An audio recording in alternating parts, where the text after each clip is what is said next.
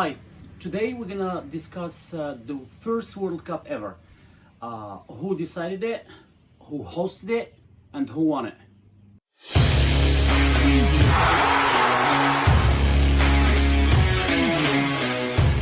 First and before I start, please subscribe to my channel because this actually helps me just keep going and keep looking for more content for you.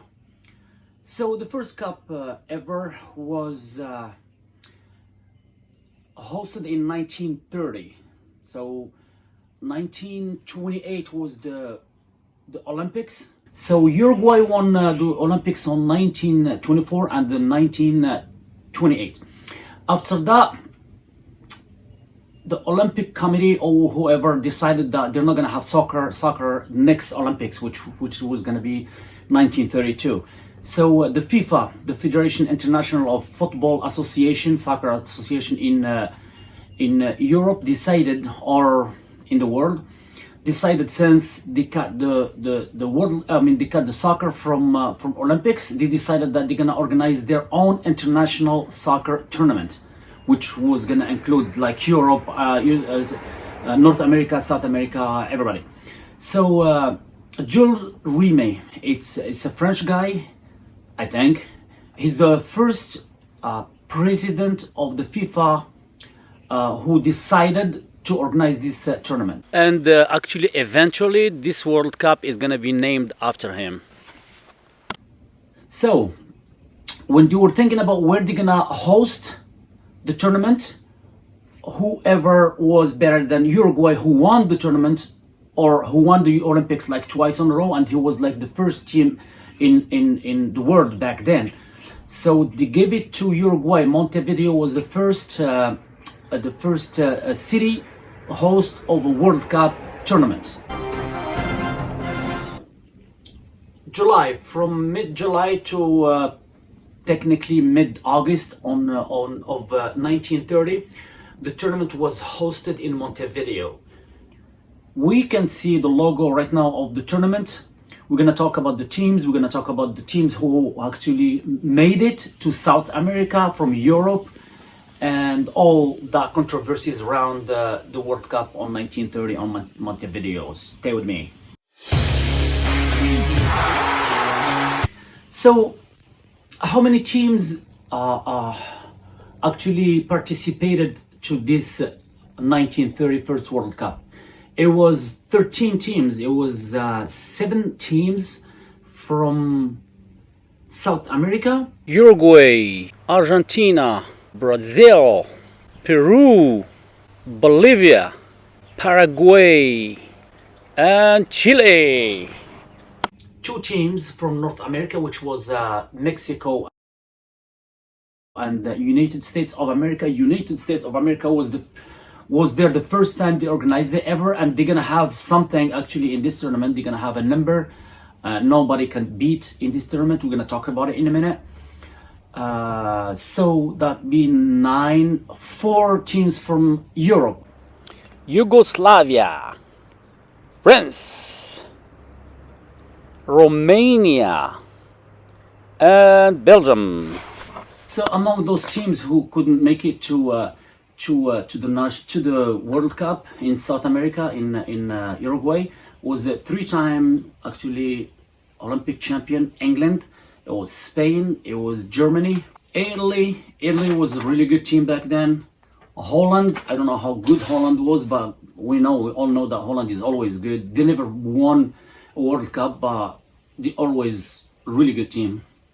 So due to a depression in Europe, that's why the national teams couldn't actually send their teams, the national teams to South America, and the players couldn't afford to actually go for 2 or 3 months to South America to play a soccer tournament and to come back and not find the job waiting for them. The world was going through hard times back then, so soccer was not a priority, first of all, and those guys who plays with their national teams, they didn't play with the other teams like full time. They had their jobs, all right, to provide for their families. So they had the jobs, they go train to play with their teams, and they go to the national team to play. Yeah, so those players could not afford to lose their jobs. That's the first thing. The second thing is South America is too far from Europe. If they're gonna take a ship, it's gonna take them 20 days going, 20 days coming back, and the tournament is like a month. No, they couldn't afford to stay there for almost 3 months. So what happened? Why there's still 7 teams or 4 teams from Europe who participated? So the Uruguayan government offered to pay the travel for whomever team wants to go from Europe to South America. They told them, if you want to come, we'll pay the fare for you. We'll pay the ticket for you. All right. So, okay. So the teams who wanted to come in, actually, most of them, they actually spoke with the government, with the president, whoever is that. And actually the presidents of those national teams guaranteed them that they can actually get their jobs back when they come back from South America. And that was going to be just like a really extended vacation for them. All right. So that's why they were okay with going and playing in South America. So all the 4 teams from Europe actually decided to travel together. I think just for some savings in there, I don't know. So you see here everybody together in the same ship. That's how those 4 teams actually could go, but the other teams could not go because probably their government didn't allow them to go, and their jobs didn't allow them to, or didn't promise them the job back when they come back from South America. So the tournament started on July 13th of 1930. So they had 4 groups. The first group was like 4 teams: Argentina, Chile, France, and Mexico. Argentina actually got the most points, 6 points to qualify for the semifinals. Second group, Yugoslavia, Brazil, Bolivia. Brazil wasn't that great of a nation back then. Yugoslavia went in to play in the semifinals. Third group, Uruguay, Romania, Peru. Uruguay, being the host, actually gathered the most points to go through to the semifinals. The last group, which was the 4th, USA, Paraguay, Belgium. USA actually were the best team to go to the semifinals. So at the inauguration, 2 games simultaneously. France beat Mexico 4-1. France scored the first goal in the history of soccer tournaments or the World Cup. The second game in the same time was United States beat Belgium 3-0. And with that being said, United States actually recorded the first clean sheet ever in the history of World Cup. The first clean sheet in the history of soccer, of World Cup soccer. Nobody can beat that. So there you go. United States of America has a number in the history of World Cup nobody can beat. Take that, Europeans. And since then, these sports became the most watched sport in the planet, better than any other sports. When it's called the World Cup, it's called all World Cup for a reason. It's only played every 4 years to allow every team, every national team to go through a process of elimination and actually deserving to qualify for the World Cup. 4 years sometimes is even not enough for all those teams from the whole world to go through a process of qualifiers. You know what I mean? There's a little anecdote in here, which is so the King of Belgium, the King Carol, actually is the one who selected the team. He goes like, "Yeah, you go and you go." The king himself get involved in the selection.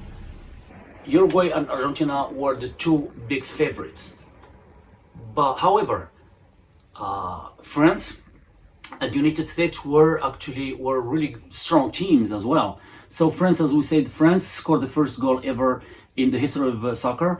The scorer was Lucien Laurent. Lucien Laurent is the first player to score a goal. Let's talk about the semifinals now.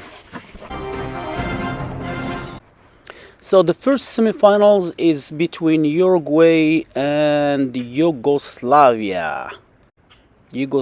So the score was like 6-1 to Uruguay. 6-1 to Uruguay, to the host team. The second semifinal is gonna be between Argentina, the second favorites, versus United States, team from North America, United States of America. But the score was like the score from the first semifinal, which was 6-1. And with that being said, the United States actually left the tournament with their head high, and it is their most successful participation ever in a World Cup.